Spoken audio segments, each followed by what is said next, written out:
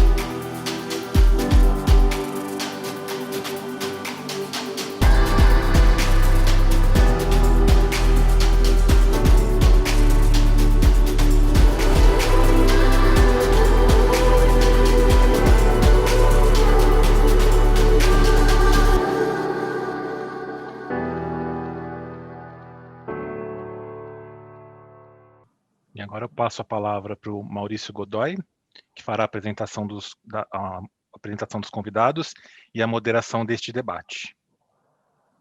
Maurício, nos ouve? Olá, obrigado, Luiz. Obrigado aí pela apresentação. Bom dia a todos. Como o meu colega Luiz disse, sou Maurício Godoy, jornalista da agência Canal Energia. Estamos começando agora a transmissão de mais um episódio do Energy Tech Talks, que é parte do Energy Solutions Show, um evento que é promovido e realizado pelo Grupo Canal Energia Informa Markets, né? E que nesse ano, por conta da pandemia de Covid-19, ocorreu de forma totalmente digital na semana passada, né? Hoje, esse debate é um oferecimento da Huawei, né? E no episódio de hoje nós vamos falar sobre o armazenamento de energia em baterias, né? Os seus desafios, benefícios que podem proporcionar ao setor elétrico nacional. O armazenamento de energia em baterias é um tema que ganha cada vez mais força no cenário nacional, né? Por conta de suas características, entre elas a flexibilidade ao setor elétrico, né? Ainda mais agora que no início de 2021, ou seja, daqui a pouco menos de 2 meses, né? Vamos ter a chegada do preço horário no âmbito comercial, né, do setor, né? Desde janeiro, nós já temos a aplicação do modelo D100. Quem é do setor elétrico conhece esses termos, né, que é um modelo de cálculo de preço horário, né, que já é aplicado na operação do sistema elétrico, no ENS, e que atribui um valor à energia a cada meia hora, né? Em uma reportagem especial que publicamos agora recente no Canal Energia, eu trouxe a expectativa do mercado quanto à introdução do preço horário no país, né? E um dos pontos que os agentes apontaram foi que as baterias devem ter um papel importante nessa nova fase do setor elétrico, né, que caminha para um ambiente mais livre. Isso seguindo as diretrizes que o governo vem trabalhando acerca da modernização do setor elétrico, né. Um dos pontos de destaque é que você pode ter maior previsibilidade no que diz respeito à curva de geração ou de demanda de energia, depende de onde você está, né? evitando assim os picos dos preços, né? Novos produtos podem surgir a partir desse momento do setor com o uso das baterias. Outro elemento de destaque é o uso desses dispositivos atrás do medidor, o que se comumente chamam no mercado, né, de behind the meter, né, onde o consumidor tem um maior controle sobre o seu ativo. E aí temos a geração solar como destaque nessa modalidade, né. Segundo dados da Agência Nacional de Energia Elétrica, que consultei um pouquinho antes de entrar nessa live, né, o país acabou de ultrapassar 4 megawatts de potência instalada em micro e mini geração distribuída, espalhados por 321.354 usinas desse total, desculpe, em potência, praticamente 97% são da fonte solar. A capacidade da GD começou em 2020 com 2 gigawatts, né, e já dobrou de tamanho nesse mesmo ano. Essa notícia, inclusive, foi divulgada ontem pela agência Canal Energia, né, que é o portal de notícias do setor elétrico do qual eu faço parte. Novidades não faltam nesse tema, né? Acho que isso é bem claro, né? A gente tem desde 2016, quando a ANEEL abriu uma consulta pública para regulamento. Desde 2016 houve uma chamada pública da ANEEL, de número 22, para projetos de armazenamento. E de lá para cá, a gente teve chamada para mobilidade elétrica, mas que aí está relacionada a baterias em veículos, o que não é o tema desse episódio, mas que tem relação com o armazenamento. Temos agora, recentemente, a consulta pública para regulamentar usinas híbridas, que a ANEEL abriu, né? E onde as baterias podem ser o destaque. E tantas outras iniciativas privadas, né? Que, inclusive, trataremos hoje, né? Mas ainda há um porém nessa história toda, que é o custo das baterias, ainda mais com essa recente alta do dólar. Acho que, mas, por outro lado, há novas tecnologias, materiais que estão em desenvolvimento em universidades em diversas regiões do mundo e que prometem trazer melhorias de capacidade, de eficiência, né? Há uma gama de oportunidades que podem chegar por meio desses dispositivos. Acho que dá para afirmar isso, né? Se pudesse, eu falaria por muito mais tempo por aqui sobre o tema, mas são os especialistas sobre esse mercado, sobre as aplicações e sobre o futuro do setor que são os nossos convidados para esse debate e que eu apresento agora. Estão conosco hoje o Rênio Nakabayashi, né, que é gerente de produtos e soluções Howie Solar Brasil, né? O Gabriel Konzen, que é o analista de pesquisa energética da empresa de pesquisa energética, né? E o Renato Mondino, que é analista comercial na Micropower Comerc.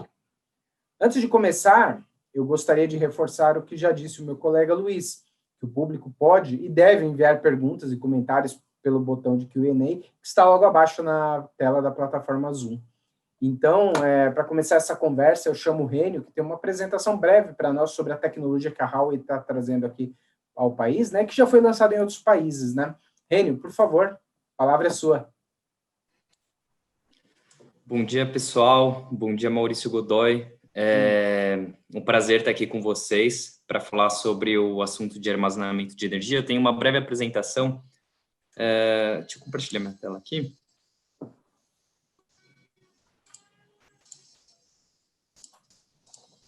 Está aparecendo bem para vocês? Sim. Tá. Uma breve apresentação aqui, né? Sobre a Luna 2000. Basicamente, é o nosso sistema de armazenamento de energia residencial. Fizemos o lançamento aqui no Brasil recentemente. Já lançamos há algum tempo em outros países. Na Europa tem sido um sucesso esse sistema de armazenamento de energia residencial. Estamos sempre trabalhando, né, em sistemas também, outros sistemas CNI, sistema medidor, em frente ao medidor, enfim. Nós, como fabricante de inversores, a gente está sempre atento, né, nas novas tecnologias e sempre desenvolvendo novos produtos, né, porque quando a gente fala de energia solar, né, é difícil da gente não falar de baterias, né? Até se você vai conversar com um leigo, né? O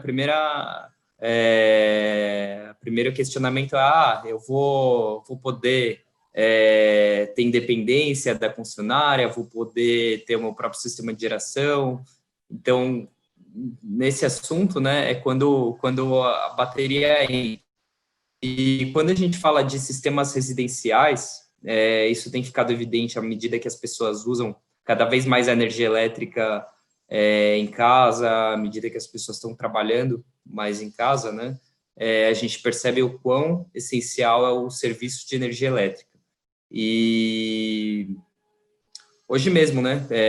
A gente está fazendo uma live aqui, cada um da sua casa.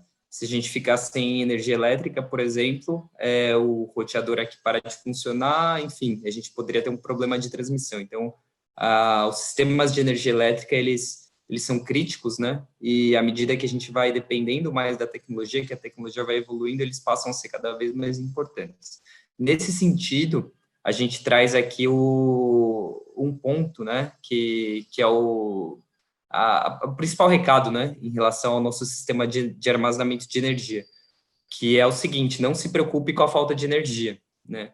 É um sistema que ele pode trazer uma economia, né, porque você está tendo geração de energia solar, você tem a possibilidade de utilizar otimizadores, todo o sistema completo, você tem a possibilidade de ter as baterias e a possibilidade de ter um backup, né, para alimentar a sua carga. Então, se a rede elétrica ficou fora, a gente tem uma visão aqui parecida com a dessa foto, né? Basicamente um bairro inteiro aqui apagado, né? E justamente uma única casa aqui, que é a casa que tem o sistema Luna, né? O sistema, ou, enfim, o sistema de energia residencial, ele vai continuar alimentado, né?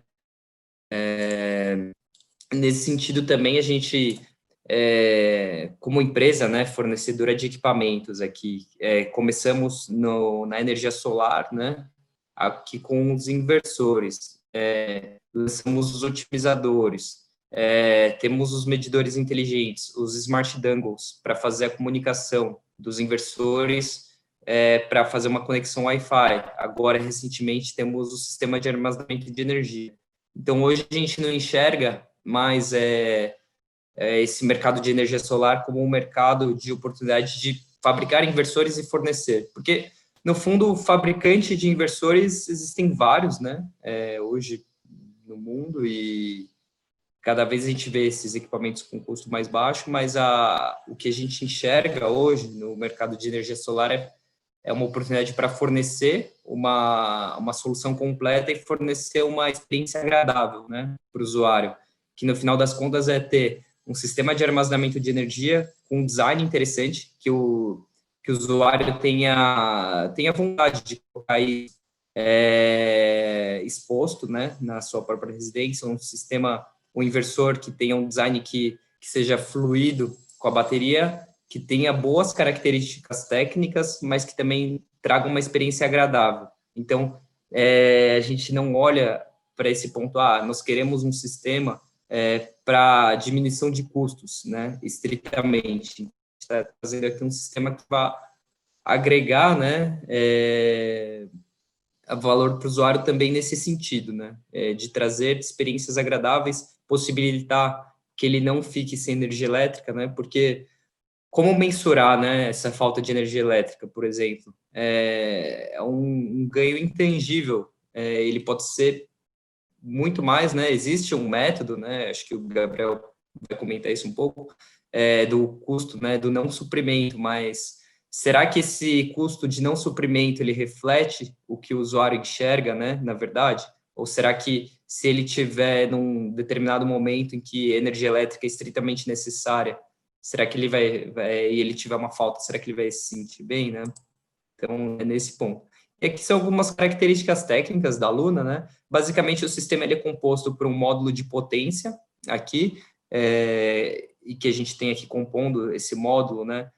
O famoso BMS, o Sistema de Gerenciamento da Bateria, e um conversor DC-DC, né? E aqui a gente tem os módulos de baterias, né? Com 5 kWh cada um. Então, é um sistema modular, a gente pode usar 1, 2 ou 3 módulos a cada módulo de potência. Então, e a gente pode colocar até 2 módulos de potência em paralelo, com até 3 módulos de energia cada um deles. E algumas vantagens aqui não posso deixar de falar também do produto de forma comercial, mas é importante apresentar essas vantagens, né? Porque a gente pode colocar baterias, né, com estado, né, state of health, que se diz, na verdade seria, à medida, com o passar do tempo, a bateria vai se degradando, né, fazendo uma analogia aqui com os módulos fotovoltaicos, mas isso é natural, né, qualquer sistema de baterias tende a se degradar conforme os ciclos vão acontecendo, conforme o uso, então, vai chegar um determinado momento que a bateria não vai estar 100% da sua capacidade máxima. Então, você vai conseguir carregar, por exemplo, 60% daquela capacidade. Se você misturar, colocar baterias, né, juntas em paralelo, a bateria que vai ter o pior estado, né, ou uma limitação que vai estar mais degradada, vai limitar as baterias novas. Isso seria um sistema tradicional de energia, né, quando você coloca as baterias em paralelo. Por outro lado, o nosso sistema de controle ele possui controles independentes para cada um dos módulos, de forma que se permite que conectados, né, os módulos de bateria eles tenham diferentes estados, né, de vida útil. Então, você pode colocar aqui, por exemplo, baterias novas com baterias velhas. Você pode colocar primeiro só um módulo de energia e, à medida que o tempo passa, você pode sentir a necessidade de expandir esse sistema e colocar um módulo a mais, dois módulos a mais, ou até um módulo de potência adicional. Então, é algo que a gente enxerga como valoroso para o usuário ter essa opção de flexibilidade também.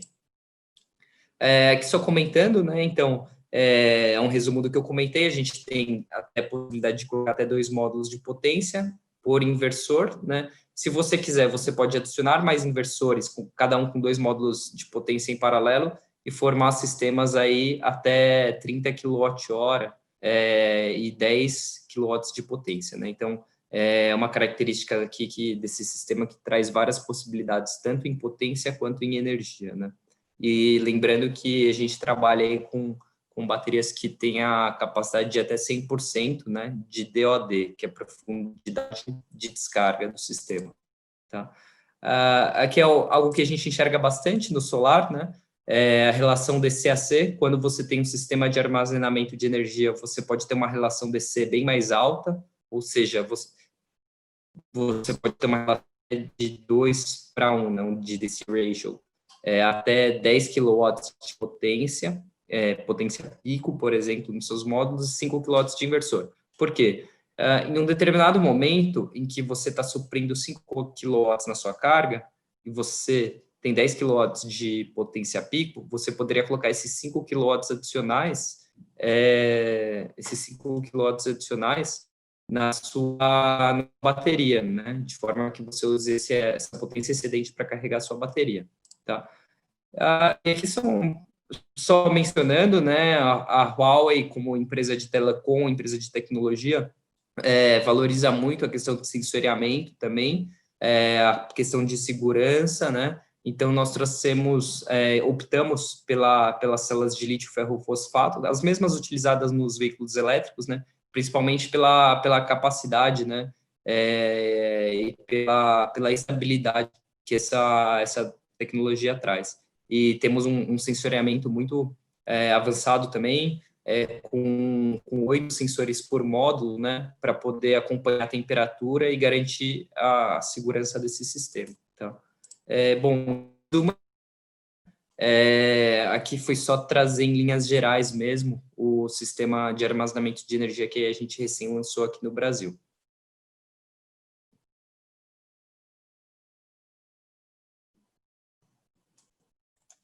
Esqueci aqui do meu microfone, fui pego. Bom, obrigado, Reni, pela sua apresentação. Agora eu gostaria de chamar o Gabriel Konzen, que é analista da empresa de pesquisa energética, né, e conduziu um estudo, né, o Gabriel, sobre a viabilidade da aplicação das baterias no Brasil, né? Então, a primeira pergunta é: quais foram os principais resultados que vocês da EPE verificaram sobre o uso de armazenamento de energia no país, Gabriel? Ótimo, Maurício. Bom dia para você, bom dia também aos outros panelistas. É um prazer estar aqui falando com vocês, compartilhando um pouco do trabalho que a gente desenvolveu lá na EPE. Esse estudo ele faz parte do PDE 2030, a gente lançou um caderno recentemente sobre micro e mini geração distribuída e baterias atrás do medidor. E o Rênio já comentou um pouco sobre a tecnologia que eles fornecem, e ele focou bastante na parte de backup, né, de não deixar o consumidor sem energia, que eu acho que é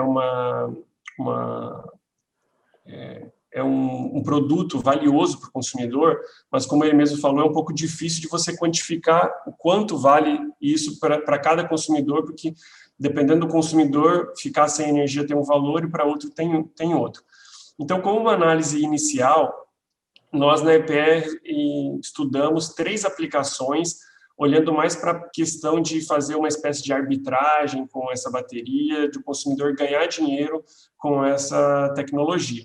E é isso que eu vou mostrar para vocês. Eu trouxe aqui 5 slides rapidamente para mostrar os resultados. Vocês veem aí a minha tela? Sim. Sim, né? Sim. Então, as 3 aplicações que nós estudamos, nós simulamos na EPE, e é algo que internacionalmente o foco, muitas vezes, das vendas tem sido esses focos aqui, como eu vou comentar para vocês. Então, por exemplo, o primeiro foco seria você fazer uma gestão do seu consumo com a tarifa branca. Então, hoje o consumidor tem uma tarifa flat, mas ele poderia migrar para uma tarifa branca, que é uma tarifa dinâmica, e aí ele iria carregar a bateria nos períodos fora de ponta, onde a tarifa é mais barata, e aqui no período de ponta, onde a tarifa é mais cara, mais ou menos nesse horário aqui, ele iria descarregar a bateria. E aqui no Brasil, a gente tem um delta de tarifa ponta e fora ponta, que fica aí, pode chegar a R$ 1.400 por megawatt-hora, dependendo da distribuidora. Então, essa foi a primeira aplicação que a gente estudou. A segunda aplicação é um caso que tem um conjunto de geração fotovoltaica com baterias, mas o uso da geração fotovoltaica da bateria, nesse caso, seria você evitar injetar energia na rede, porque hoje, quando você injeta energia na rede, a hora que você pega ela de volta, apesar de a gente ter um modelo de compensação de energia ele ser integral, você tem que pagar o ICMS sobre essa energia que você injeta na rede. Então, hoje, basicamente, você injeta 1 e pega de volta 0,85. Então, tem um delta aí que você poderia se apropriar, e dependendo da revisão da 482, de como que vai ser o novo modelo de compensação no futuro, esse delta pode aumentar. Então, a gente estudou isso também. Ou seja, carregar a bateria com excedente da fotovoltaica e descarregar em outro momento, para você, então, evitar colocar essa energia solar na rede, porque quando você pegar de volta, ela vai valer um pouco menos. E a última aplicação que a gente estudou foi para clientes comerciais atendidos no grupo A, principalmente tarifa 4 verde. Hoje, nós temos muitos consumidores que utilizam a geração diesel justamente para entrar no horário de ponta. Esses consumidores, eles são obrigados a ter uma tarifa hora sazonal, que é uma tarifa mais cara no horário de ponta, e muitos deles utilizam uma geração diesel. E a bateria poderia substituir essa geração diesel. Então, você também carregaria a bateria fora da ponta e descarregaria no horário de ponta. Lembrando que, nesse tipo de aplicação, o delta ponta e fora ponta pode chegar a R$ 3.500 por megawatt-hora. Então, isso aqui já mostra que a aplicação no grupo A, ela tende a ser mais competitiva, uma viabilidade maior do que com a tarifa branca, porque o delta é maior. E aí, falando dos resultados, então, a gente simulou, quem quiser mais detalhes pode olhar o caderno que a gente lançou, fizemos milhares de simulações para consumidores reais, nós conseguimos dados de carga horário de consumidores residenciais e comerciais para um ano inteiro, e aí simulamos junto com geração fotovoltaica, etc., mas para todas as distribuidoras do Brasil, e aí o resultado mostra que hoje, com o custo de bateria que nós temos, que nós avaliamos que está na faixa aqui de R$ 3.500 a R$ 4.500 por quilowatt-hora de bateria, ainda o VPL seria bastante negativo. E a gente precisaria ter, para a primeira aplicação com a tarifa branca, um custo na faixa de R$ 500 a R$ 1.000 para que esse sistema se tornasse economicamente viável. A segunda aplicação que eu falei é aquela junto da fotovoltaica com a bateria. Como eu falei hoje, com a alternativa zero de compensação que a gente tem no Brasil, quando você injeta 1, você recebe de volta 0,85, por exemplo. E dependendo do novo modelo de compensação que for definido, que ainda está bastante em aberto, isso pode chegar a 0,42 da energia que você injeta na rede. E aí, olhando aqui os resultados do estudo, a conclusão foi bastante similar. Independentemente da alternativa de compensação, com um custo na faixa aqui de R$ 3.500 a R$ 4.500 por quilowatt-hora, o VPL ainda seria bastante negativo. Novamente, somente com um custo na faixa de R$ 500 a R$ 1.000 por quilowatt-hora é que isso se tornaria competitivo.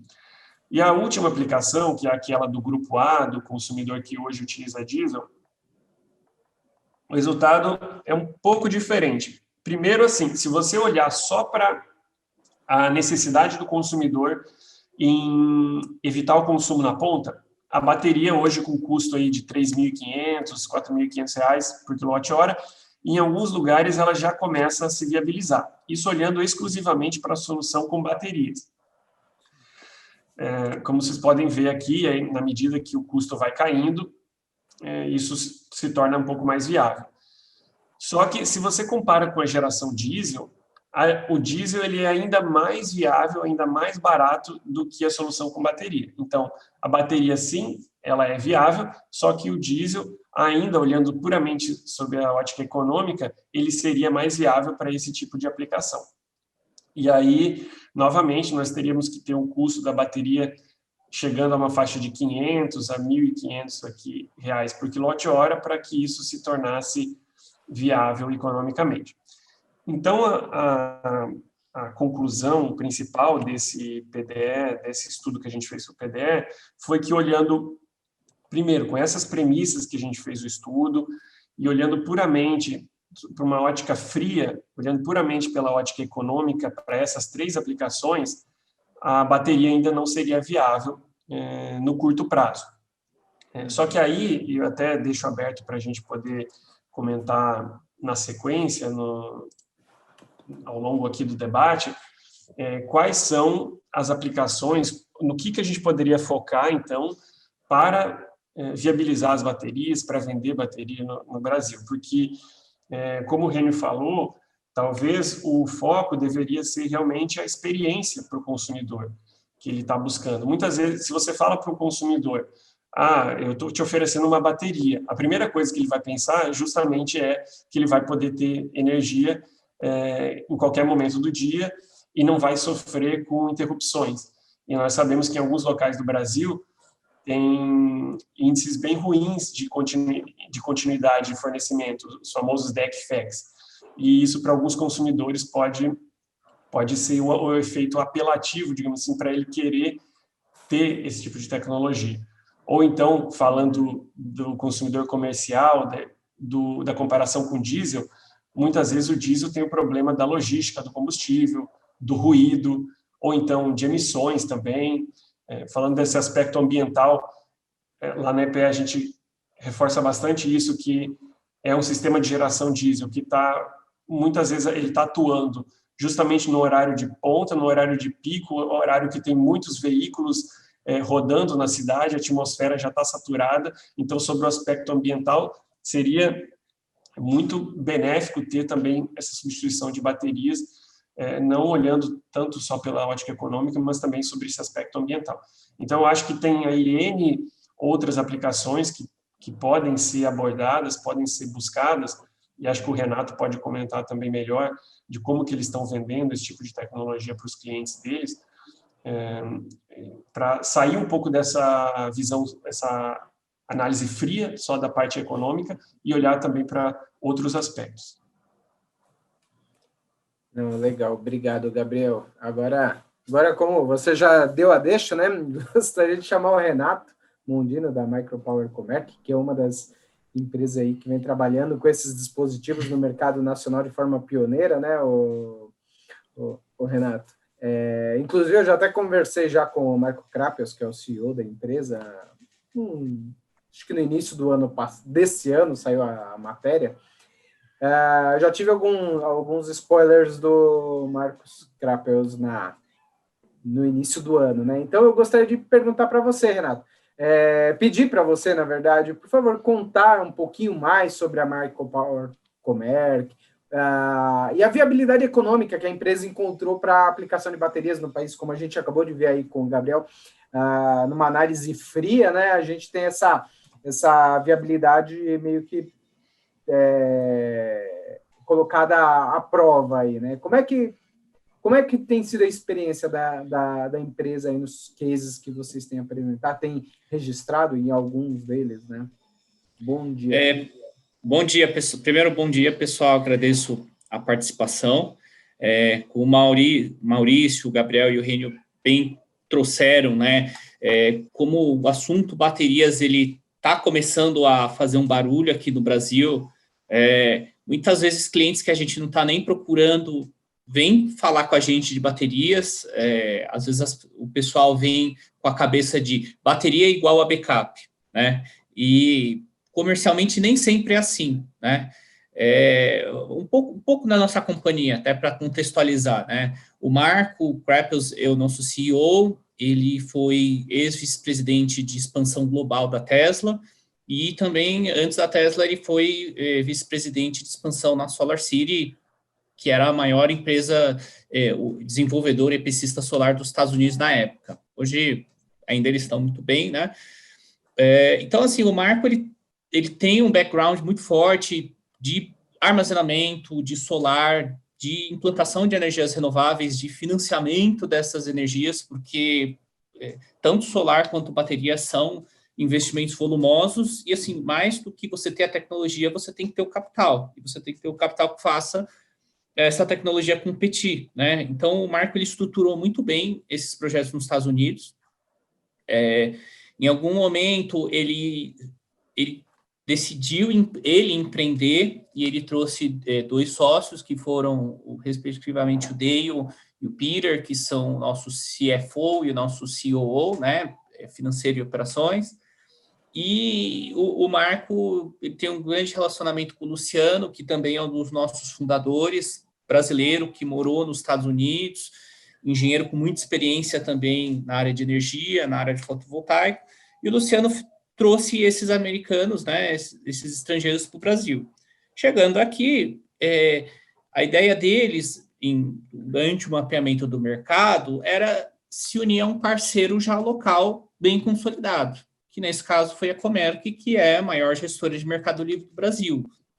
A Comerc, ela é amplamente conhecida no mercado, respeitada, gera conteúdo, tem startups como a Megawatt, que geram conteúdo no mercado de energia, e além, obviamente, da carteira da Comerc, que esses investidores viram um grande potencial.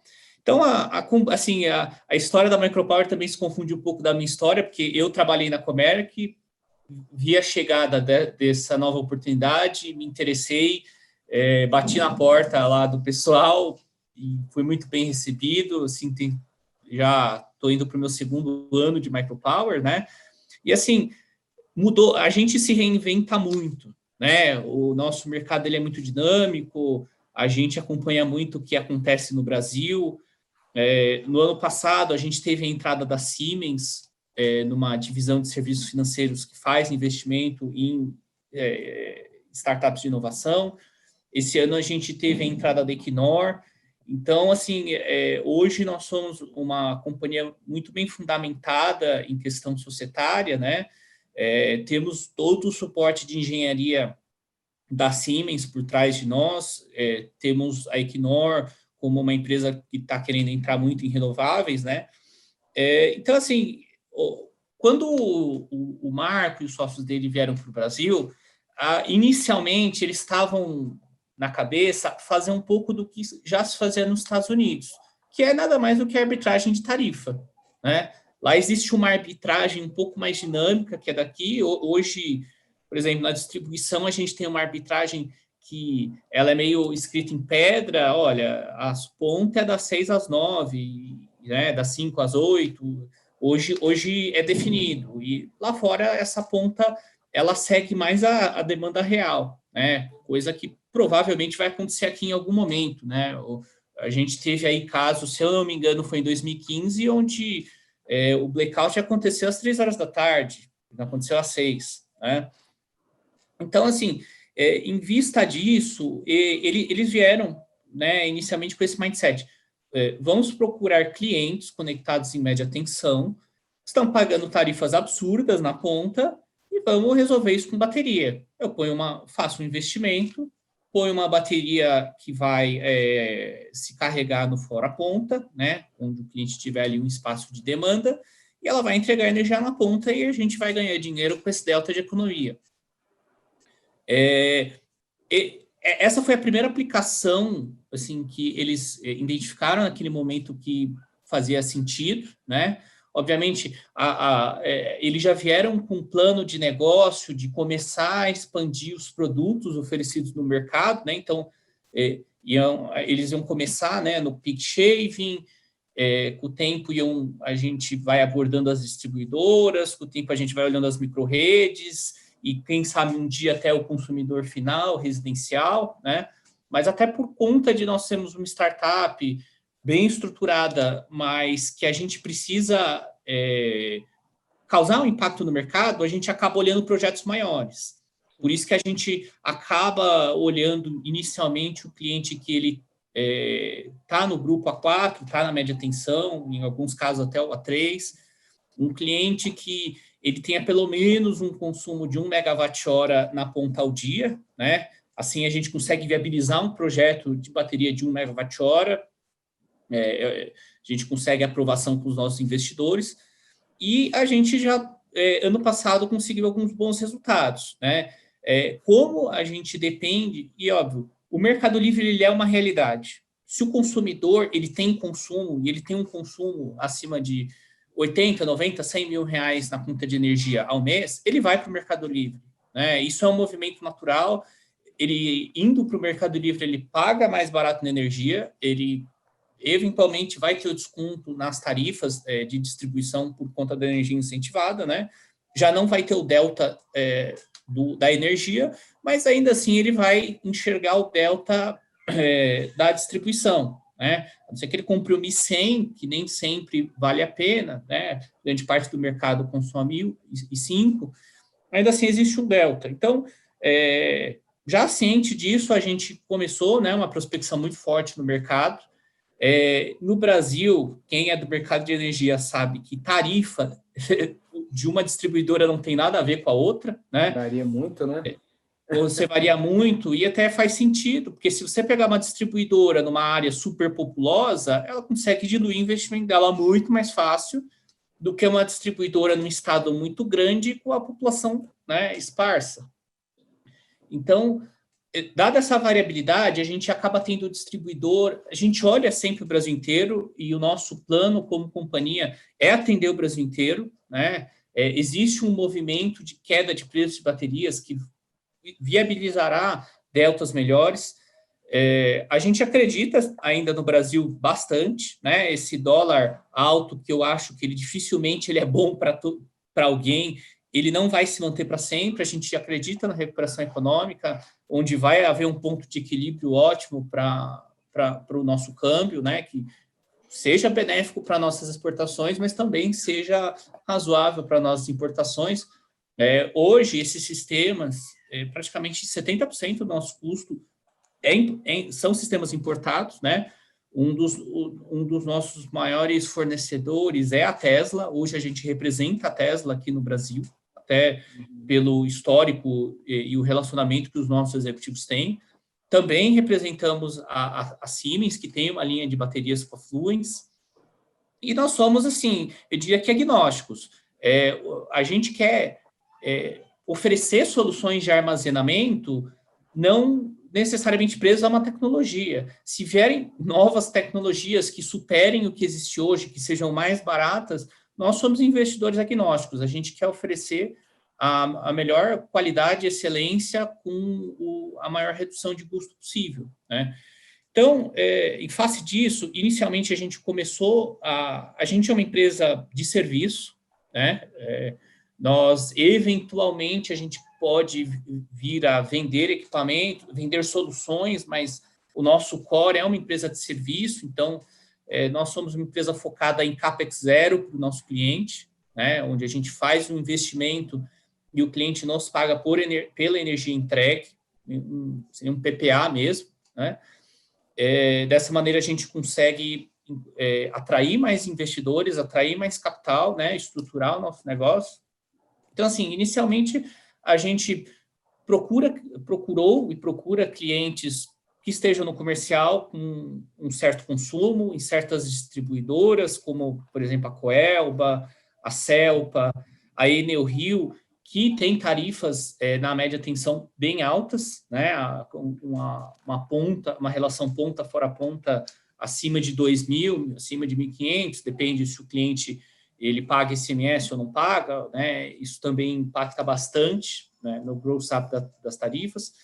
Então, com isso, assim, nós conseguimos, por exemplo, ano passado, a gente fechou um contrato com um shopping na região da Coelba, também com a bateria de aproximadamente 1,6 megawatt-hora de capacidade, né, para ciclos diários. Eles são cliente A4 Verde, esse sistema ele já está entrando em operação, logo mais vai sair na mídia, né, aí vai para domínio público. E, assim, a ideia desse sistema, ele fazer o que foi trazido, né, pelo Gabriel e pelo Rênio. Ele vai se carregar no fora-ponta e vai descarregar na ponta, podendo, eventualmente, oferecer um backup, né? Porque para backup você precisa de duas coisas, você precisa de energia e potência, né? Você tem que ser capaz de atender uma potência. Então, se o cliente ele fala, poxa, eu não preciso de backup de tudo, mas aplicações críticas, poxa, no meu shopping, a minha luz e o meu ar-condicionado não podem parar, né?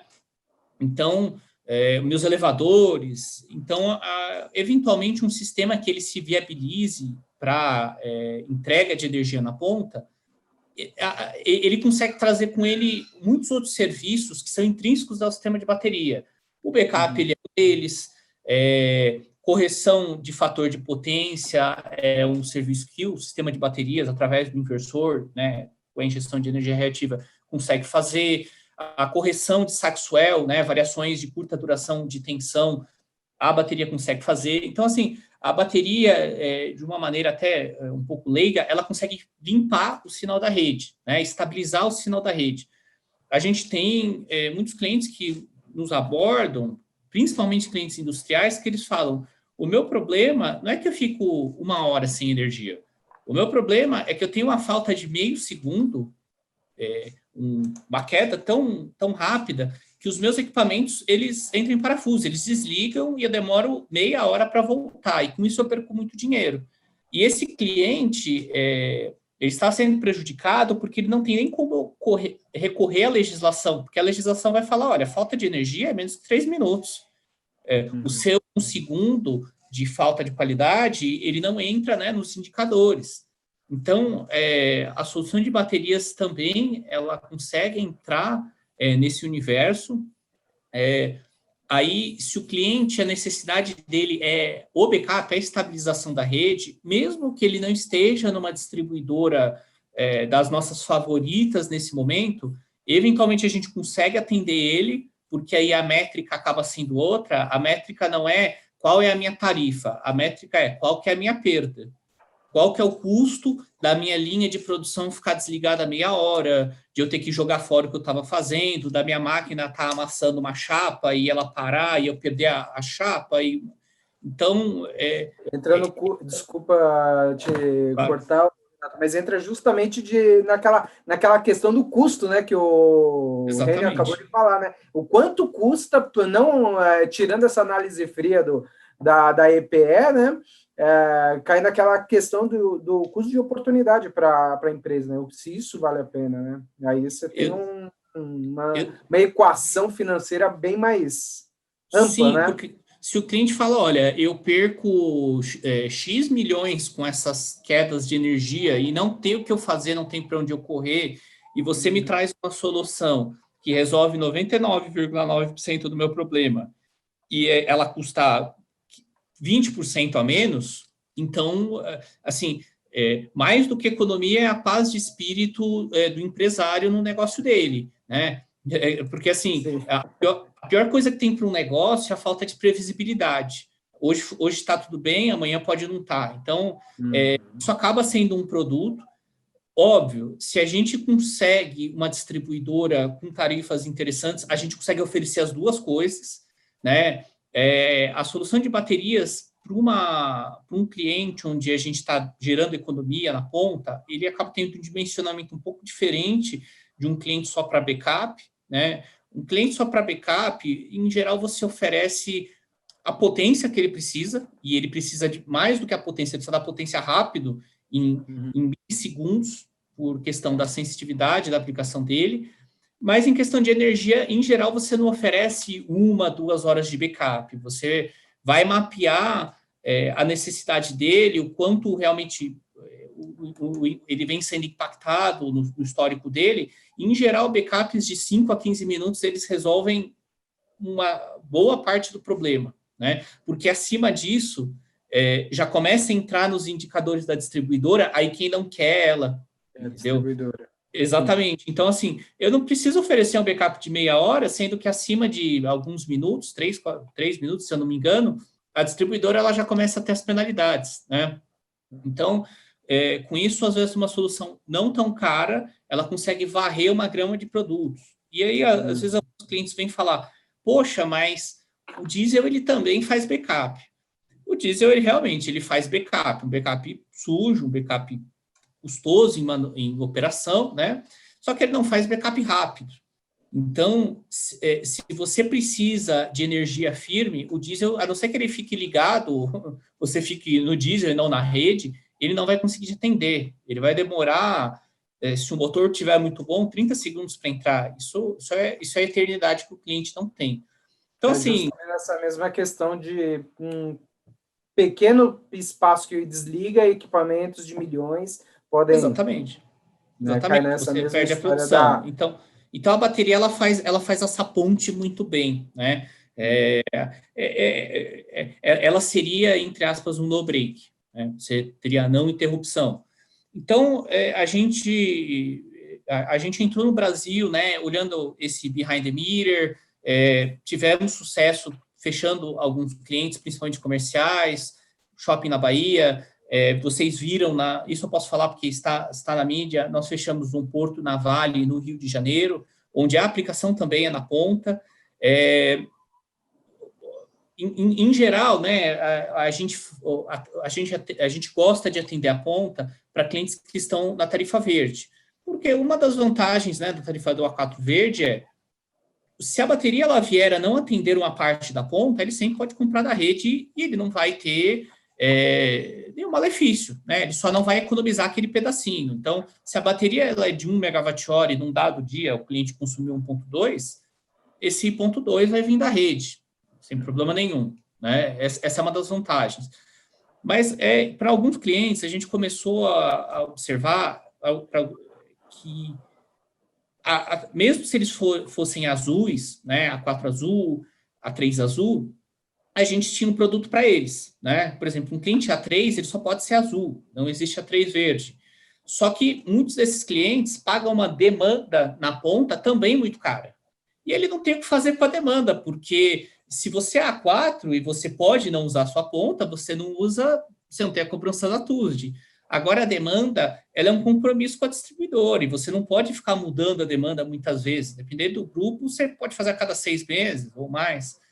Então, assim, e nem sempre a demanda máxima é a demanda média. Muitas vezes, o cliente precisa de uma demanda máxima, só que, na média das horas de utilização, ele vai usar muito menos do que aquilo. Então, ele é obrigado a ficar sobrecontratado com custo fixo, né? Então, um outro produto que a gente tem para aplicação de baterias... Então, mas só um pouquinho aqui, a gente está chegando por algumas perguntas, a gente tem diversas... A gente vai chegar lá, A gente chega lá dos produtos. É que eu quero, porque, como eu já até comentei no início, né, um universo de alternativas, né, de possibilidades que as baterias trazem para esse mercado. Até porque é um mercado novo, né? Isso Exato. A gente não tem muito esse negócio, bateria. Até eu lembro de eventos do Canal Energia que o pessoal comenta, onde fica a bateria? Fica do lado de fora. Para quê? Para você mostrar para o seu vizinho, ó, eu tenho, é igual o carro, né? O carro você deixa na frente, existe uma história onde o carro fica na frente na sua garagem porque é para mostrar. É aquela coisa, ainda tem esse por ser um mercado novo, né? E por ser esse mercado novo, né? Eu acho que eu queria só pegar e trazer algumas dúvidas aqui que eu fui anotando, até as suas também, Renato. Você trouxe um monte de dados aí que eu ainda gostaria de ampliar aí essa discussão. Mas queria pegar, Rênio, queria voltar um pouquinho com você, justamente. Você apresentou essas baterias, que as fotos ali, as imagens, estão elas ali do lado de fora do modelo, né, que você apresentou ali. Bom, tenho algumas dúvidas aí, dúvidas de leigo também, de jornalista também, que gosta de números, né? Eu queria te perguntar, por quanto tempo a faixa de capacidade ali é de 5 a 30 kWh, né? Que você apresentou. Quanto tempo isso pode funcionar para, por exemplo, fornecer energia quando tem um blackout, por exemplo? Só quero ilustrar essa questão. Por ser um mercado novo, gostaria de trazer uma ilustração para os nossos espectadores aí. Especificamente, esse sistema de armazenamento Luna, né, residencial até 30 kWh é o nosso sistema residencial, né? Como o Renato bem colocou aqui, existem uma série de oportunidades para sistema CNI também. A gente já tem um produto para CNI, aqui no Brasil a gente vai lançar em breve, dentro de alguns meses, um trimestre talvez, mas a recém-lançada Luna, né, residencial, ela tem essa capacidade de até 30 kWh, né? Então vamos pensar assim, energia nada mais é do que potência no tempo, né? Então a potência vezes tempo, né? Ali, então a gente tem dois fatores nessa equação, né? Então 30 kWh pode ser, né, 1 kW por 30 horas, né? Ou, por exemplo, 10 kW por 3 horas. Tudo vai depender da sua potência, né? Então, é uma conta simples, né? Agora, respondendo sua pergunta de forma objetiva, se a gente tiver, por exemplo, a 10 kW, são 3 horas. Se a gente tiver 5 kW, são 6 horas, né? Entendi. Depende muito da aplicação aí, qual a sua demanda, né? Você pegar exato. E você disse as baterias, elas são de ferro fosfato, né? Isso, lítio ferro fosfato. É uma química, né? Dentro da família de baterias de lítio, a gente tem uma série de tecnologias, né? Níquel, manganês, cobalto, lítio ferro fosfato, que é o que a gente tem. No passado a gente teve ainda tem, na verdade, as baterias de chumbo ácido, né? A gente tem baterias de fluxo que ainda não são tão comuns, mas existe um trabalho de desenvolvimento, enfim. Existe uma série de químicas, né? No nosso caso, optamos por baterias de lítio ferro fosfato, justamente por ser uma tecnologia que tem mais estabilidade, né? E traz mais segurança, né? A gente tem foco em segurança, porque quando a gente fala de instalações CNI, instalações residenciais, é fundamental, né? Que a gente tenha equipamentos, né? Que possam operar de maneira segura, né? E de maneira estável também. Entendi. Agora, Gabriel, antes eu queria só reforçar o que meu colega Luiz disse sobre os nossos participantes aqui, de mandar perguntas, questionamentos, enfim, já vi que tem alguns aqui, inclusive o próprio Gabriel, né, Gabriel, já compartilhou o estudo da EPE, né, sobre o PDE 2030 aqui no nosso chat, para quem quiser verificar, é só acessar aqui o chat aqui embaixo na plataforma Zoom, tá ali o link da EPE com o plano para o caderno, né, de armazenamento, né? E você já respondeu ao Leandro de Almeida, né, Gabriel? Ele perguntou se já mandou o link sobre a disponibilidade desse documento. Bom, tenho aqui, queria só reforçar para mandarem perguntas, né? Mas eu tenho uma aqui para você, Gabriel. Você disse aqui que a análise foi fria nesses três cenários que vocês desenvolveram na EPE, onde basicamente é de 500 a R$1.000 para ter o VPL líquido para as baterias, né? Como viabilizar, economicamente falando, essas baterias no Brasil, já que todas estão nessa faixa de custo para se tornar, inclusive a do A4, né, comparando o diesel, né, que também acaba sendo mais viável. Como viabilizar economicamente essas baterias, obviamente, excluindo essa região, por exemplo, onde a Micropower atua, que tem até VPL delta de 2.000, né, Renato? Sim. Como viabilizar isso? É só custo de dólar? Queda do preço mesmo por meio de aumento de escala, incentivos? Como que você avaliaria esse cenário aí?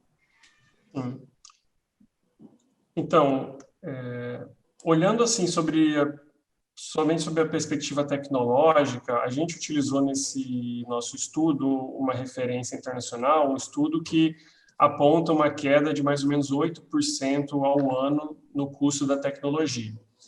Isso em dólar. E 8% ao ano, para vocês terem mais ou menos uma referência, é mais ou menos o que os sistemas fotovoltaicos caíram no Brasil, o preço aqui entre 2013 e 2020. Então, seria uma queda parecida. Agora, se a gente sair hoje de um custo de R$ 4.500 por quilowatt-hora de bateria de pequeno porte, mesmo com essa queda de 8% ao ano, até 2030 chegaria o preço mais ou menos a R$ 2.000 por quilowatt-hora. Então, olhando somente sobre esse aspecto, não seria suficiente ainda para se viabilizar na nossa análise. Agora, um ponto que a gente não considerou e que poderia ser um adicional de redução de custo é a questão tributária.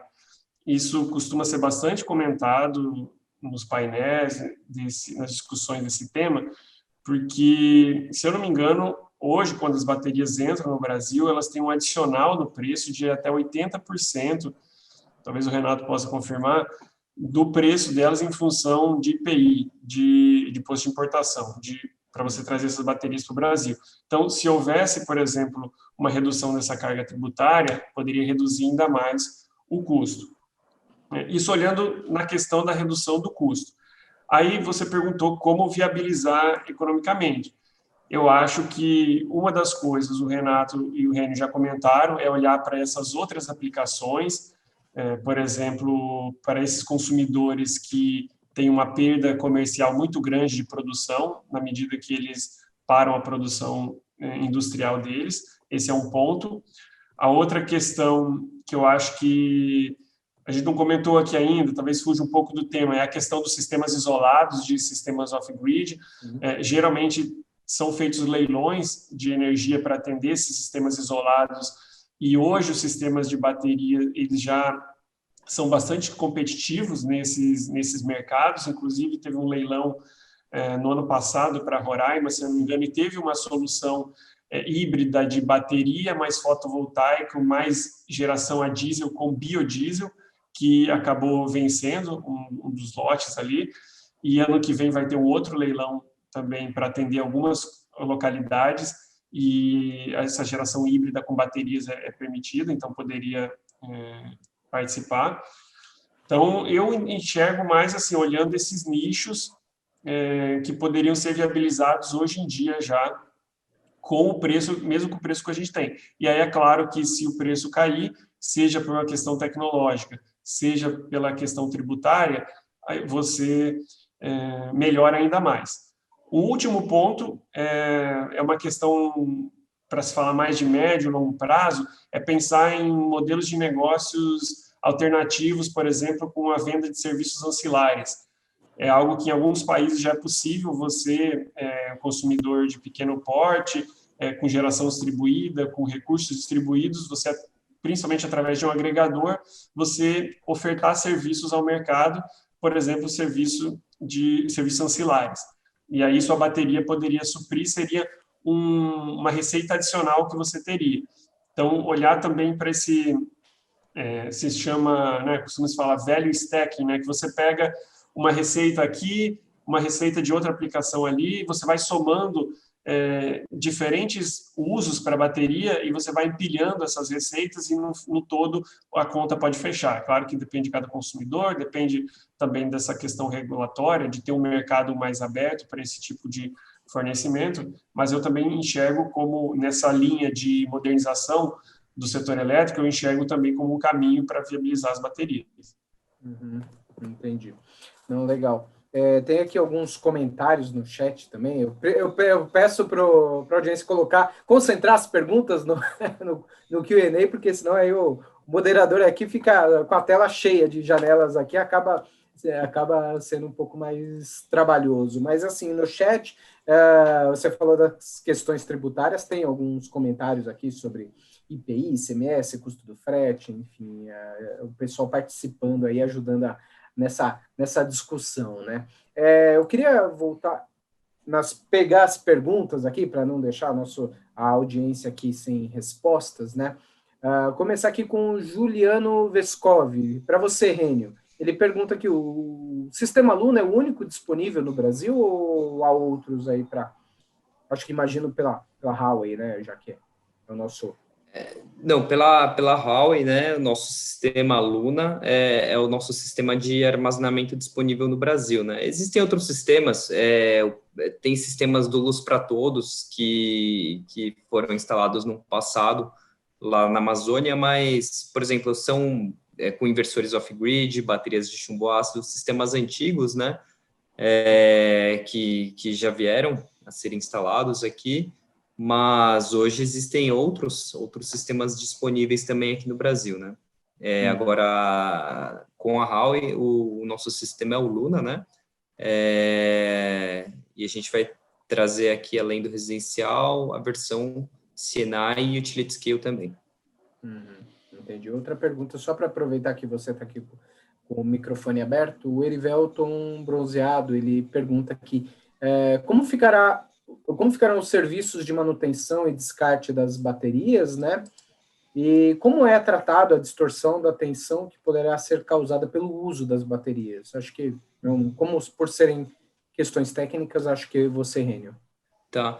Em relação à questão de OIM, né, a gente tem um OIM de um sistema de armazenamento de energia, ele, por exemplo, tem uma simplicidade muito maior do que um gerador a diesel, com partes móveis, né, com partes mecânicas, combustível, troca de filtros, enfim, uma rotina de manutenção muito mais intensa do que uma rotina de manutenção de baterias, né, um sistema de eletrônica de potência estático, estável, né,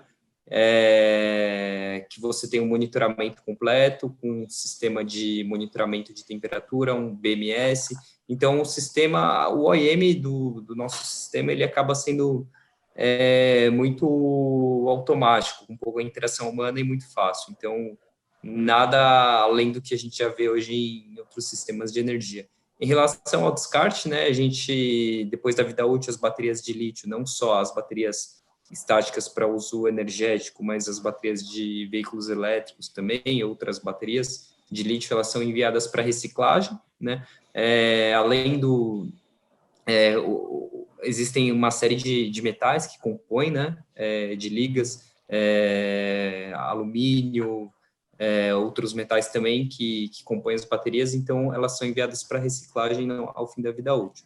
Em relação à distorção, né, de forma de onda da tensão, acho que o que ele quis dizer aqui, ele deve ter alguma dúvida em relação à distorção harmônica, talvez, causada pela eletrônica de potência, né? Ou talvez, provavelmente eu acho que é isso. Na verdade, como qualquer sistema eletrônico, né, tem essa questão de distorção harmônica. Distorção harmônica ali a gente está falando, na verdade, do inversor e não da bateria, né? Porque a bateria está conectada na parte de corrente contínua do inversor, e quem está fazendo a interação com a rede elétrica aqui, nesse caso, seria o inversor. Então, a gente está falando do inversor solar, né? Que atende às normas internacionais de distorção harmônica e as normas locais das distribuidoras. Então, essa distorção ela tá dentro das normas aplicáveis, né? Existem filtros, né, ativos no nosso sistema. A gente tem especificamente uma distorção harmônica bem baixa em relação a outros sistemas. E sobre ainda no âmbito de qualidade de energia elétrica, no sentido de qualidade do produto, como o Renato bem mencionou também, os sistemas de armazenamento de energia, eles podem controlar a tensão também, fornecendo ou absorvendo potência reativa de forma muito rápida, né, em alguns milissegundos. Então, a gente consegue manter, né, o nível de tensão no caso de um afundamento de tensão, ou no caso de uma sobretensão temporária. Então, o sistema de armazenamento de energia consegue, na verdade, além de tudo, fornecer um suporte de reativos, um suporte de tensão para a rede elétrica também. Sim. Obrigado, Rênio. Tem mais algumas perguntas aqui. Já selecionei algumas. Para o Renato, o Luiz Fernando Moreira Machado, ele pergunta aqui, vocês já desenvolveram um tipo de EMS, Energy Management System, para gerenciar o processo de carga e descarga das baterias? Tem duas perguntas que sempre vêm, né, quando as conversas acontecem. Um é o descarte, assim, a pergunta que sempre vem, e essa também da gerência das baterias, né? Uma coisa importante de falar, quando a gente fala do tema de baterias, assim, baterias seria um tema, uma palavra até vulgar para você falar sobre o sistema, porque a gente não vende ou a gente não oferece como serviço uma bateria, a gente oferece um sistema de armazenamento, né? Onde a bateria em si, o módulo de armazenamento, ele é a peça mais passiva do sistema, né? O módulo, ele carrega e descarrega, não existe uma inteligência por trás da bateria, né? Não está havendo, óbvio, um desenvolvimento para que cada módulo armazene mais, por mais tempo, com mais ciclos e mais barato, né? Mas a inteligência do sistema de baterias, ela realmente vem do EMS, que é o corte, é o cérebro, né, do sistema, que é o dispositivo que você vai programar para fazer o que você quer, né? Eu quero descarregar na ponta. Então, esse sistema ele vai ler na distribuidora quando começa o horário ponta, de maneira total. Assim, e o importante, o sistema de bateria, seja ele qual for, ele tem que ser autônomo. Não tem sentido você ter algo de um CAPEX elevado e você ter o OPEX de alguém para operar aquilo, né? A operação tem que acontecer se eventualmente, o que é raro, houver um problema, né?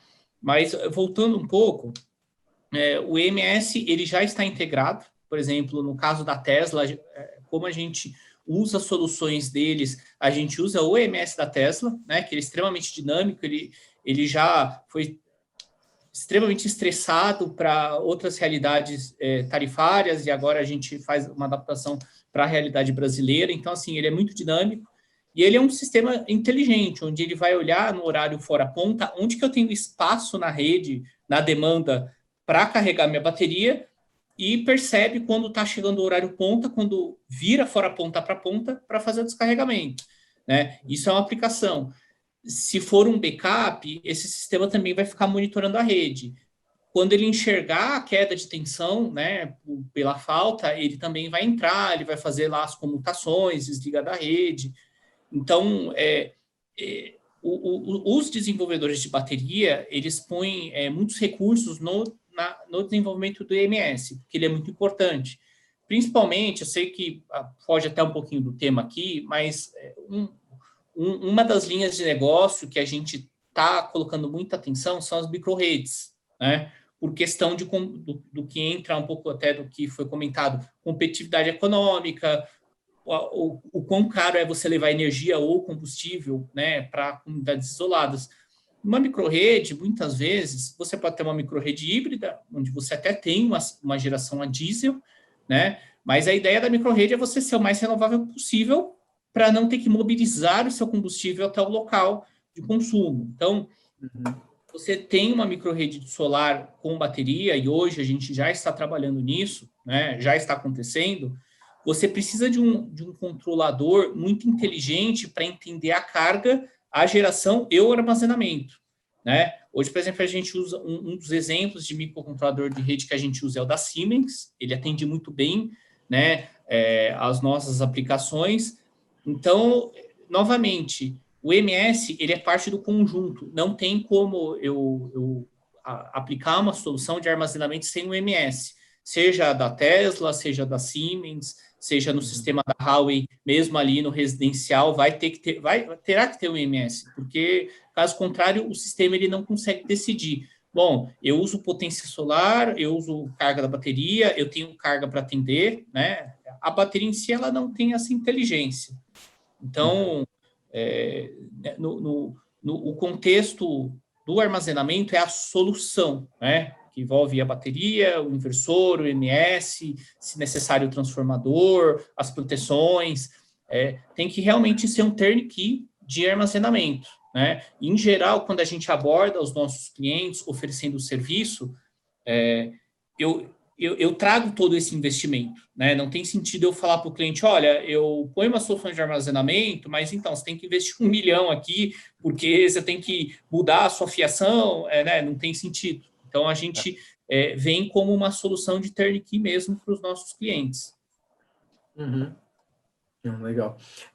Continuando aqui, mais uma pergunta do André Almeida. Eu estou aqui privilegiando a pergunta da audiência, né? A gente tinha listado uma série de assuntos aqui que a gente já tinha conversado, mas a gente está com uma audiência bem ativa. Tem uma outra pergunta aqui do André Almeida para você, Rênio.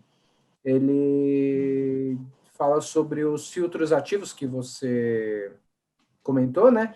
Ele diz aqui, a Huawei possui sistemas desses filtros ativos para comercialização? Se sim, poderia disponibilizar alguma informação adicional, como endereço de um deles, por exemplo, para se conhecê-lo? Rênio? Tá meio travado. Só deixa eu ver se eu entendi a pergunta dele. Na verdade, eu acho que ele estava querendo falar sobre a questão de harmônicos, né? Na verdade, são sistemas internos do inversor de ajuste dinâmico de impedância, né? São sistemas internos, né? Não são comercializados externamente. Isso faz parte do equipamento. Sim. Legal.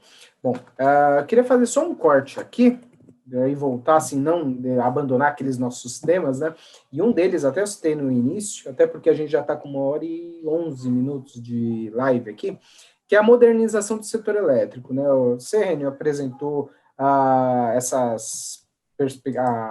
solução Luna, voltada aí basicamente para o mercado residencial, aquele consumidor que tem o seu sistema de micro e mini geração, né? Renato comentou, né, Renato, mais cedo, durante a sua primeira participação, sobre os futuros passos, né, direcionados aí a consumidor final, baixa tensão, né, que é uma tendência, até porque a gente vive num mercado num país onde o mercado livre tende a se abrir no futuro, né, a gente ainda não tem esse horizonte, mas o governo mesmo vem falando sobre essa perspectiva, né? Então, eu queria ver de vocês três, né? Rênio, você olhando pelo lado da solução, você vê o mercado de baixa tensão, mercado promissor aí, em um certo tempo? Renato, como você falou aí que o caminho é migrar até para baixa tensão, que é onde tem mais volume, né? E queria que vocês falassem um pouquinho dessa perspectiva de vocês para o mercado livre, né? E, Gabriel, dentre os estudos aí da EPE, dá para citar algum caminho aí? Até quando a gente pode chegar lá? Rênio, podia começar com você? Bom, comentando, né, sobre contextualizando o que a Hall enxerga, né, do mercado de energia. Hoje, basicamente, a gente pode ter sistemas de 2 kW até sistemas de 2 gigawatts, né? Recentemente, a gente teve a maior planta com inversores string entrando em operação na China, 2,2 gigawatts, em uma planta solar com inversores string. Então, a gente olha, tá, para o mercado de baixa tensão, média e alta tensão, né? O que a gente vislumbra são... A gente tem hoje aqui a Luna, né, para o mercado de baixa tensão residencial, mas realmente a gente vê oportunidade em todos os mercados, né? Tanto para a parte residencial e C&I, principalmente que o Renato já mencionou bem, as oportunidades que existem no mercado de C&I. O Gabriel também mencionou algumas oportunidades no mercado de utility scale, como, por exemplo, alguns sistemas isolados, leilão de Roraima, né? Que tem outros leilões acontecendo também. A gente vai ver sistemas com armazenamento solar e biodiesel, né, entrando, principalmente para esse tipo de sistema, né, em que você se exige um suprimento 24/7, não tem como não ter uma fonte térmica, né, como fonte adicional, porque você não vai ter sol 365 dias por ano, né? Então, para você suprir 24 horas de potência, você acaba tendo que ter uma combinação, né, de 3 ou mais fontes.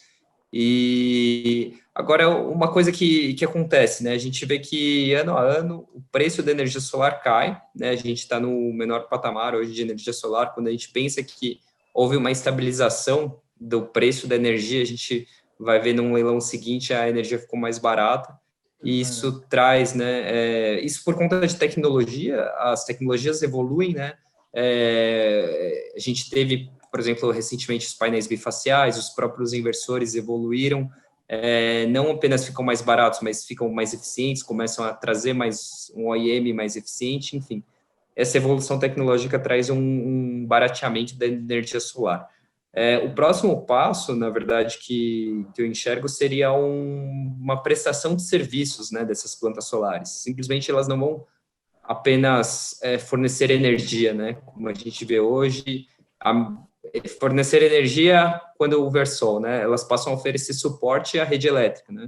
Então, hoje, se você tem uma nuvem, você vai ter uma planta aí de 500 megawatts indo para 200, né, isso num instante curto de tempo. Isso não é tão bom para o sistema elétrico, né, para os operadores de sistema, porque você pode ter uma certa instabilidade. Então, quando você começa a fornecer um suporte, né, tanto para regulação de frequência, para a questão de suporte de reativos, para a questão de, dependendo do momento, né, você aliviar uma rampa, né, isso acaba trazendo um valor, principalmente nos pontos em que você tem uma quantidade grande de fontes intermitentes.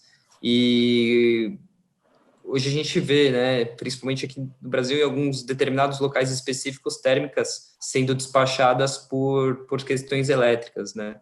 Isso acaba trazendo um ônus para a conta do consumidor, né, porque essas térmicas elas são subsidiadas através de encargos. Então, quando você tem esses sistemas de armazenamento prestando um tipo de suporte, né, você acaba tendo uma relevância para o armazenamento, tanto em baixa, quanto em média, quanto em alta tensão, né? Em resumo, não só na baixa tensão a gente enxerga uma oportunidade, mas em tudo também. Legal. Renato? A baixa tensão, ela ainda é um desafio, porque ela envolve que você vai ter que ter muita escala, né? Você vai ter que atender muitos consumidores para conseguir sustentar esse negócio. Então, assim, nós como Micropower, sim, o mercado residencial, a gente olha, a gente monitora ele, a gente sabe que no futuro ele vai estar aí como um dos pilares para armazenamento de bateria, né? Mas cientes de que ele depende da popularização da tecnologia custar muito barata e ela realmente gerar um benefício, né? A gente pode até fazer o paralelo com a computação. A computação, ela não começou da computação pessoal no residencial para as empresas. Ela foi o contrário. Você começa com equipamentos mais caros para atender uma escala maior, consumidores que demandam investimentos maiores, e depois você vai reduzindo, os custos vão caindo, né, até chegar no residencial. Então, assim, Hoje, a gente não tem uma solução necessariamente competitiva que gere aquele benefício para o consumidor, e eu acredito que não é hoje nós, mas o mercado ele não tem isso ainda, né? Você não tem tarifas que justifiquem isso. Esses produtos, em geral, eles são importados, ainda que talvez não na sua totalidade, mas então você tem pressão de imposto, como foi falado, né? Que isso é uma área que a gente também trabalha, e, obviamente, pressão de câmbio, né? Que ele hoje, eu acredito que seja mais maléfico do que benéfico para o nosso país. Então, como empresa, né, nós somos uma empresa de desenvolvimento de projetos. Hoje, a gente primeiro tem que conseguir se solidificar com clientes um pouco maiores para conseguirmos ir para clientes menores. Mas, assim, como eu falei, a gente não deixa de estudar essas aplicações, inclusive a gente já implementou projetos disso. Se você saiu até na mídia, na comunidade indígena do Alto do Xingu, a gente implementou uma microrrede de solar com bateria para um posto de telemedicina, né? Então, lá a gente colocou um sistema de 4,6 kWh de capacidade, se eu não me engano, foi 2 kW de potência solar. Então, é um sistema que ele praticamente dá mais de um dia de autonomia, né, para a região. Dificilmente eles vão usar toda essa autonomia, porque você ainda tem o solar. Então, assim, é um piloto, né? A gente fez aí um investimento para provar o conceito, provamos, né? O interessante desse tipo de sistema residencial é que uma equipe bem treinada, em praticamente um dia você consegue instalar ele, né? Então, assim, não é que, puxa, o cara vai instalar o negócio da sua casa, ele demora uma semana, quebra tudo, né? Esses sistemas, eles causam baixo impacto na instalação. Mas, novamente, para que algo faça sentido, tem que gerar benefício para o investidor e para o consumidor. E hoje, o benefício para o consumidor ele ainda é pequeno, né?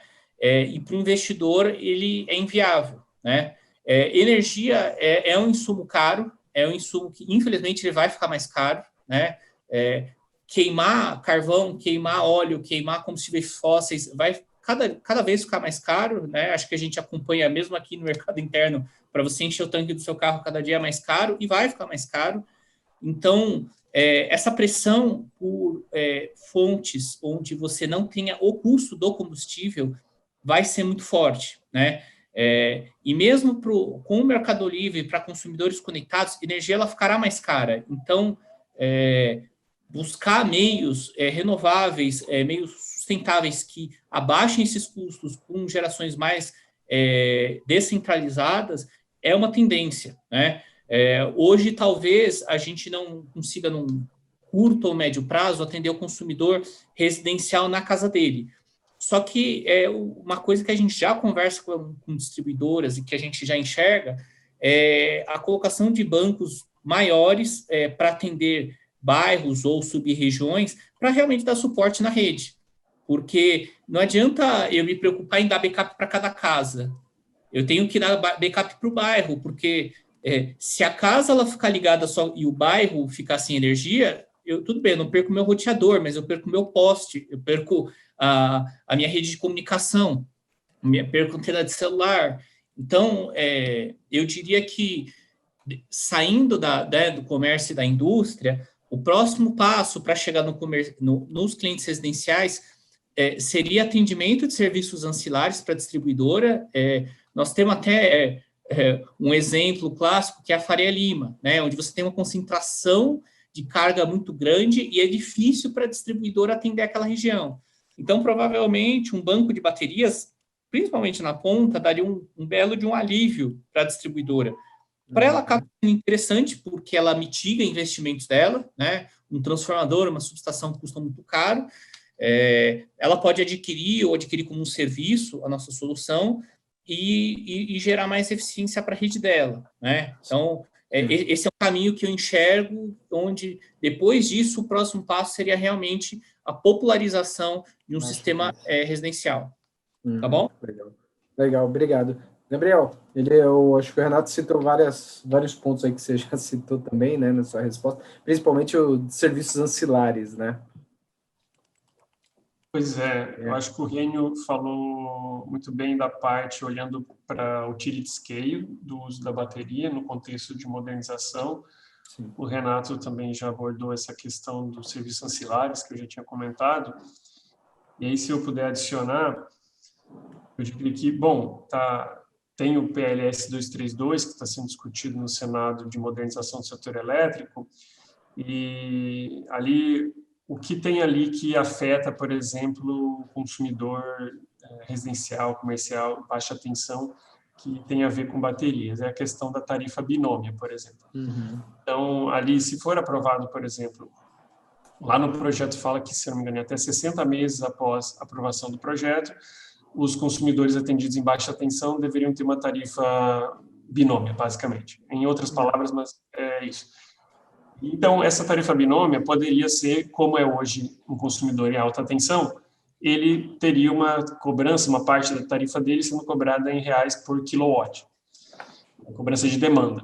E aí, a bateria poderia oferecer, então, um valor adicional, naquela linha que eu falei de value stacking, justamente de fazer o peak shaving, de redução da demanda desse consumidor. Isso já seria um ponto adicional de receita para esse consumidor. Além disso, eu acho que, de um modo geral, o que o setor elétrico está caminhando é para uma necessidade cada vez mais de flexibilidade. Isso a gente tem, principalmente pela entrada de fotovoltaica, de eólica, que são fontes variáveis. Então, diz, né, que cada vez mais será necessário se explorar mais a flexibilidade, tecnologias que forneçam flexibilidade para o sistema. E aí isso pode ser feito tanto em utility scale, como o Rênio comentou, mas também pode ser capilarizado para consumidores atendidos em baixa e média tensão, por exemplo, fornecendo serviço de resposta da demanda. Isso é algo que é pouco explorado aqui no Brasil, e aí eu acho que nessa linha de modernização, a gente tocou bastante nesse ponto no GT Modernização, que eu participei junto lá do Ministério de Minas e Energia, que, primeiro, né, teria que ser algo neutro tecnologicamente, então a gente não está pensando exclusivamente em baterias, a gente entende que essa flexibilidade ela pode ser atendida de diversas maneiras, mas a bateria é uma das tecnologias que se encaixa perfeitamente para esse serviço. Então, eu acho que, assim, numa perspectiva de médio e longo prazo, as tarifas, por exemplo, no baixa tensão, tendem a ser uma tarifa que reflita melhor os custos do sistema. Então, hoje a gente tem uma tarifa flat, no futuro, talvez as tarifas caminhem para algo como uma tarifa time of use, uma tarifa dinâmica, como a gente tem a tarifa branca, por exemplo, mas talvez ela seja obrigatória para alguns consumidores. Outra coisa é o sistema de compensação de energia para micro e geração distribuída, que hoje ele é integral, também no futuro, esse consumidor, em vez de ele compensar, ele venda a energia no mercado livre, ou a compensação seja menos atrativa, e aí, com isso, ele tem um interesse maior em armazenar a energia dele. Isso acontece, por exemplo, muito na Alemanha, na Austrália, onde a tarifa feed-in é bem baixa e a tarifa da distribuidora é bem mais alta. Então, compensa ele evitar injetar essa energia para guardar na bateria. Isso tudo na linha que eu falei de ter tarifas mais reflexivas, que reflitam melhores os custos do sistema. Ou seja, para passar para o consumidor um pouco mais a realidade do sistema e os custos, e aí essas tecnologias começam a aflorar para entregar valor, para identificar esse dinheiro que está na mesa, né? Então, eu enxergo dessa forma assim, o papel para as baterias no futuro alinhado com a modernização do setor elétrico brasileiro. Legal, obrigado, Gabriel. Bom, a gente já está aí chegando bem próximo do meio-dia já, provavelmente muita gente já está com fome aí assistindo a gente. Então, entramos na reta final dessa nossa transmissão, né? Eu tenho uma última pergunta a fazer a todos os nossos debatedores, né? Mas antes, eu quero chamar novamente o vídeo da Huawei, né? Por favor, Luiz, pode passar para a gente novamente? Oi, Maurício, pode deixar que eu vou passar. Antes disso, só queria passar alguns recados finais aqui também para a nossa audiência. A gente queria agradecer todo mundo que esteve com a gente até agora, né, nesse 8º episódio da série Energy Tech Talks. Agradecemos mais uma vez a Huawei também, que patrocinou este encontro. E reforçar que depois do evento, será disponibilizada a pesquisa de satisfação, né? Que a gente pede que a audiência preencha para colaborar com a gente. Então, essas pessoas vão receber por e-mail essa pesquisa, então a gente pede que vocês preencham, por favor. E aí agora vamos passar o vídeo de encerramento, tá? E aí eu devolvo a palavra para você, Maurício. Legal.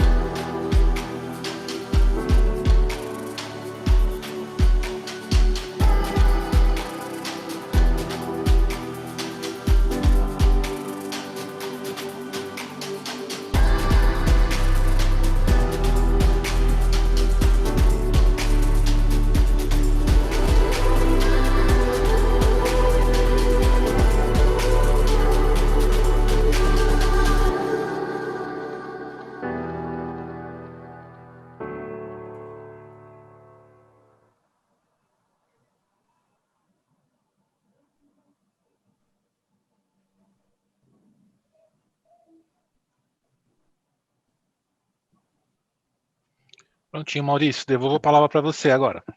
Obrigado, Luiz. Bom, para terminar, então, tenho mais uma pergunta, eu gostaria da opinião de cada um de vocês.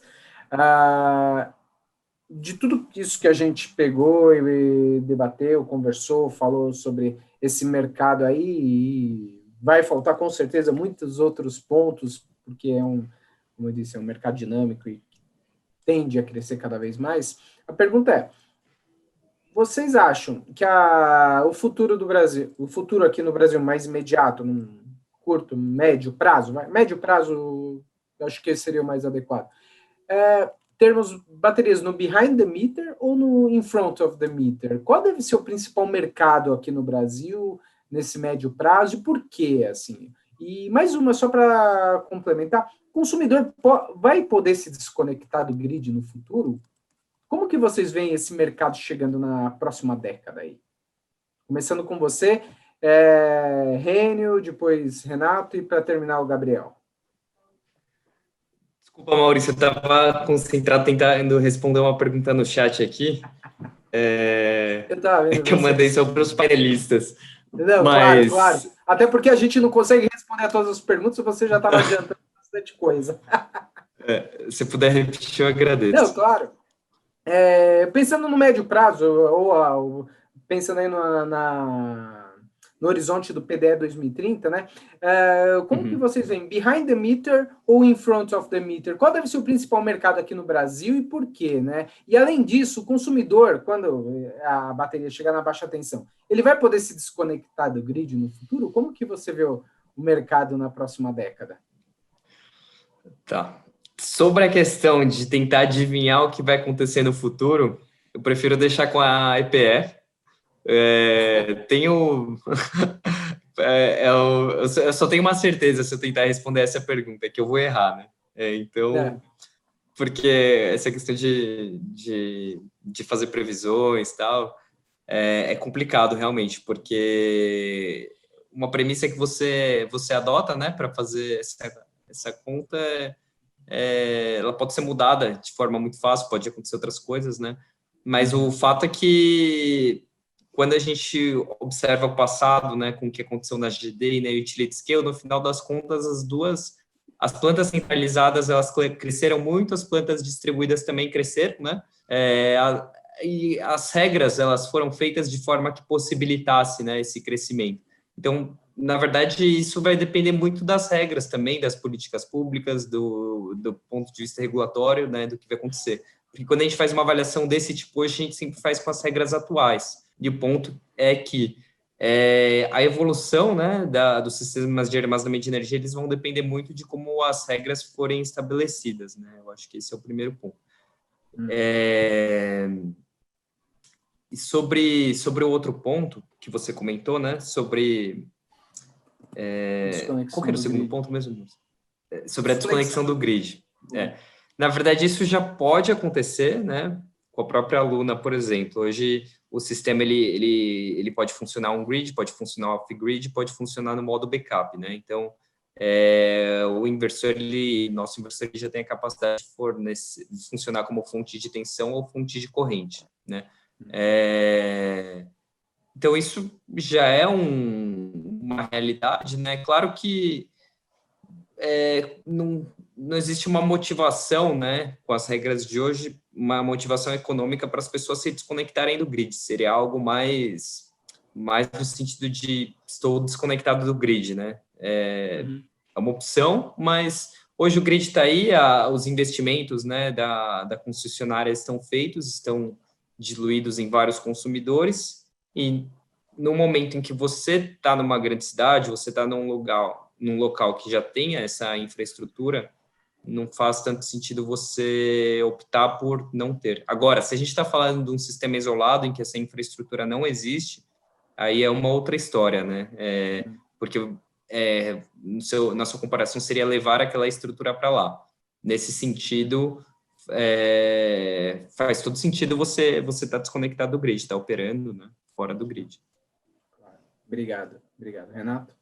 Sua opinião? Eu né, arrisco dizer que qualquer opinião a gente vai ser muito difícil a gente acertar no alvo, né? Eu vou um pouco na linha do Rênio, tecnologicamente isso já é possível. Hoje dá para fazer. A questão quando a gente fala em possibilidade, o custo disso vale a pena, né? E hoje a resposta é não. Difícil, a resposta é bem difícil você competir com investimentos diluídos que foram feitos na rede, com uma energia que a tendência, né, dela ser contratada em leilões mesmo no mercado cativo, ela não ser cara, né, ela ser barata, ainda que ela seja cara comprada no Mercado Livre. Então, novamente, eu até reafirmo o que ele falou, onde já existe rede hoje, você pode até ter uma diminuição da sua conta, né? Você pode ter um ganho financeiro. Tendo um produto dentro da sua casa, você vai ter uma qualidade melhor na sua rede, né? Você vai ter um backup, mas eu acho que a motivação de você, dentro das cidades, principalmente para a densidade populacional, você se desconectar é um apelo menor, tá? Se você quer saber onde isso vai acontecer com maior probabilidade, realmente são sistemas isolados, onde infraestrutura é caro, né? Você justificar puxar uma linha de transmissão, construir um linhão, é caro, né? Você tem que ter lá um acordo com a geração e com o consumo. Você também puxar uma linha para atender poucas pessoas, aquilo nunca vai se pagar, ou vai demorar muito para se pagar. Então, sim, nesse aspecto a gente é competitivo, né? Porque mais que construir a linha, manter a linha, e em geral esses sistemas, e eu acho que isso responde a pergunta de muita gente que eu fui vendo, eles são standalone, eles ficam 15, 20 anos com você fazendo pouco ou nenhuma manutenção. A bateria de 1 lítio foi feita para não mexer, foi feita para, depois de 20 anos, dependendo da ciclagem que você fizer diária, você ter aí 50% a 60% da capacidade dela. O inversor também, hoje, ele dá menos defeito. o checklist desses sistemas, ele é muito menor do que um sistema diesel, por exemplo.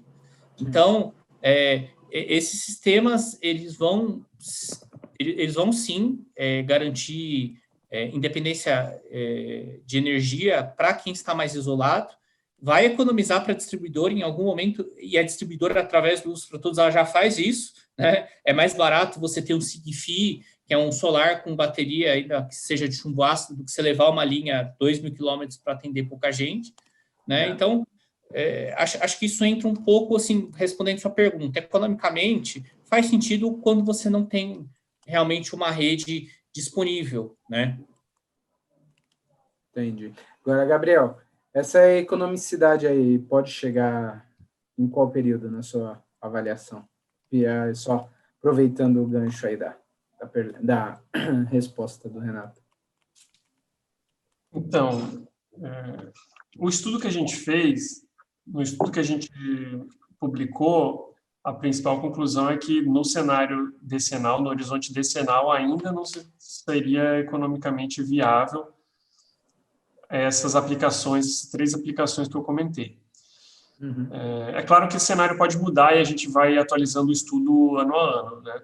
Uhum. Então, agora, a visão é de que os investimentos serão de nicho no Brasil. São para esse cara que não quer ficar sem luz, ou então para uma indústria que a produção dela é específica, não pode parar 30 segundos, esse tipo de coisa.